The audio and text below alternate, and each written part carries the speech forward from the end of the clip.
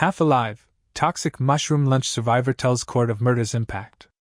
Triple murderer Aaron Patterson has stolen years of love and laughter. Family members of the victims poisoned by her toxic beef Wellington lunch have told the court. Patterson, 50, was last month found guilty of killing 3 relatives and attempting to kill another with a death cap mushroom-laced meal in July 2023. In a hearing on Monday, ahead of her sentencing on September 8, a group of relatives gave emotional statements about the impact of their loved ones' brutal deaths. The sole survivor of the lunch, local pastor Ian Wilkinson, said he felt half alive without his late wife Heather, but made a powerful offer of forgiveness to the woman who killed her and almost took his life too.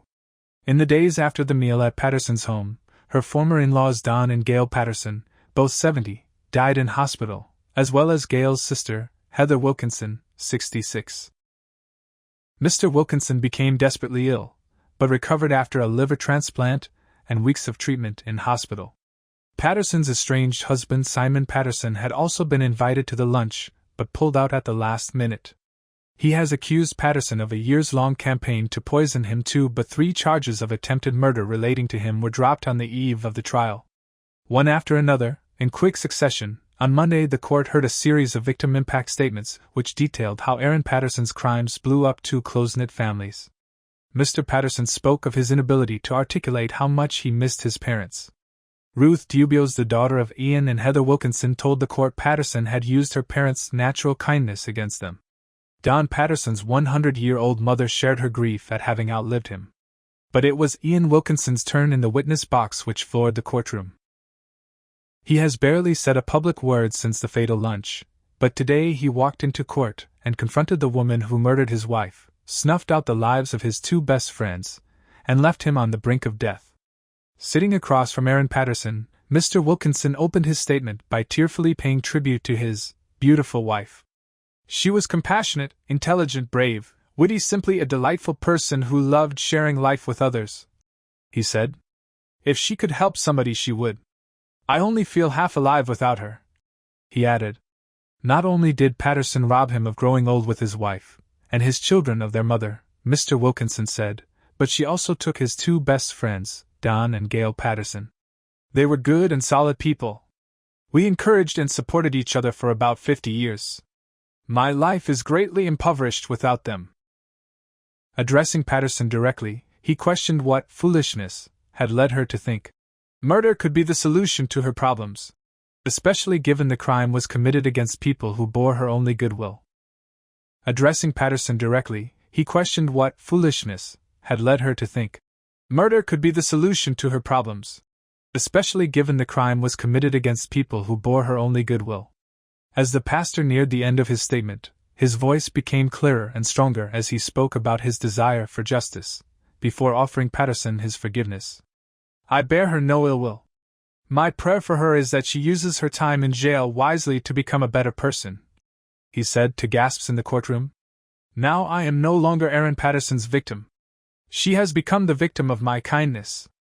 Through a family spokesperson, Simon Patterson also told the court of his grief, which has been compounded by the abrasive court process and, at times, deplorable media maelstrom which followed the crimes.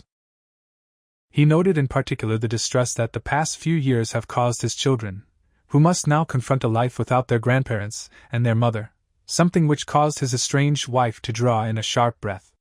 Like all of us, they face the daunting challenge of trying to comprehend what she has done, his statement said.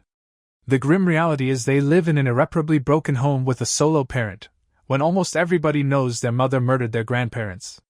He vowed that he would continue following the example his parents set for him, by drawing on God's strength and reflecting His love. I am faithful, however, they are with God, and I will see them again, he said. Among the other relatives to have their statements read in court was the sole surviving sister of Gail and Heather, Don Patterson's brothers, and his nephew who grew up idolizing the former school teacher.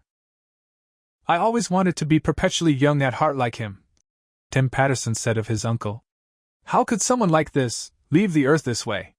Years of love and laughter have been stolen as a result of his relatives' murders, he added.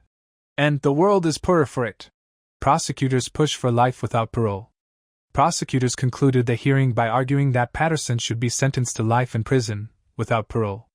Jane Warren told the court Patterson's actions should be considered worst category offending, pointing out the level of planning required, and that if she had come clean about the mushrooms, when asked by authorities, the lives of her victims could potentially have been saved. Furthermore, the prosecution argued Patterson spent the days after the lunch disposing of evidence and lying to police. It is a crime that is so cruel and so horrific that in our submission the offender is not deserving of this court's mercy, Ms. Warren said. Patterson's lawyer Colin Mandy agreed nothing but life in prison would be appropriate, but argued that parole should be allowed as his client's notoriety means she will likely spend a lot of her jail term in isolation.